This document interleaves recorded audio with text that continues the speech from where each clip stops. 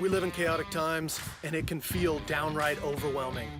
But with a strong community and a commitment to local action, we can get it done.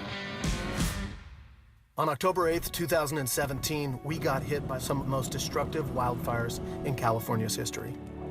Fueled by tornado-force winds, this fire siege tore into our communities. Sadly, we lost neighbors, friends, and even our family members. Thousands lost their homes, and as a community, we lost our sense of security. But now we're on a mission, not to just recover, but to come back better, stronger, and more resilient than ever before. We had to jump into action. For us, that meant getting out into the field.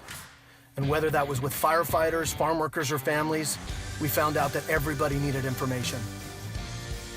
Valuable information was really hard to come by, and we realized that we had access and we could connect it to people. We posted videos that got tens and even hundreds of thousands of views and were shared hundreds of times throughout our community. In the midst of chaos, it was downright inspiring.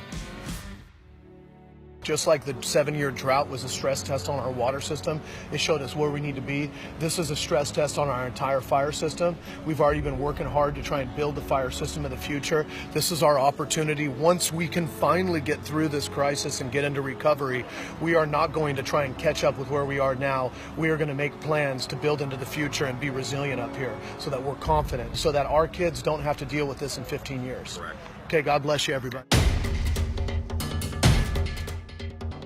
The second thing that they needed was a foundation to organize. Turned our town halls from being just big, almost cacophony town halls with people yelling and, questions and answers to more intimate things. Went out and got the maps of our districts and started to host meetings and have them self-elect block captains and leaders. And we provided staff support for them to be able to do it.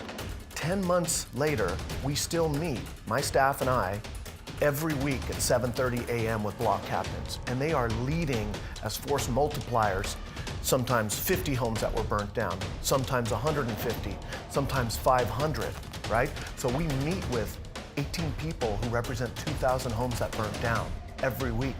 They send out information. We help them organize. We get money for them. But the biggest, most important thing is not only do we help them, but they stay close to us. They give us ground truth. What's going on back here behind us? Welcome to Larkfield Estates. We are pouring the foundation of the future right now. Woo! 10 months to lay a foundation for the Hall family. Frustrating, but as I told you before, now you start seeing things going up. And you see the light at the end of the tunnel. And it's not a train coming at you, it's a ray of hope.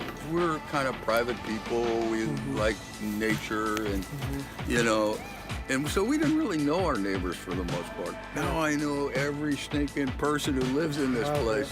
And they're like my friends now. Yeah. And it's great. And I feel that sense of community in a real big time way. And I feel part of my work is to continue that. Our story is not unique. Extreme weather and natural disasters have become the new normal. In 2017 alone, more than a quarter of the entire counties in the country were under a federal disaster declaration. This is why we need to embrace a movement to build resilient communities from the local level out. It's not a time to be fearful. It's a time to step boldly forward. Working with our neighbors, we jumped into action and are building a more resilient community. This fire that burnt us, now we're using it to forge a better future. So remember, no matter how big the issue is, you can be a part of progress, and we can get it done together.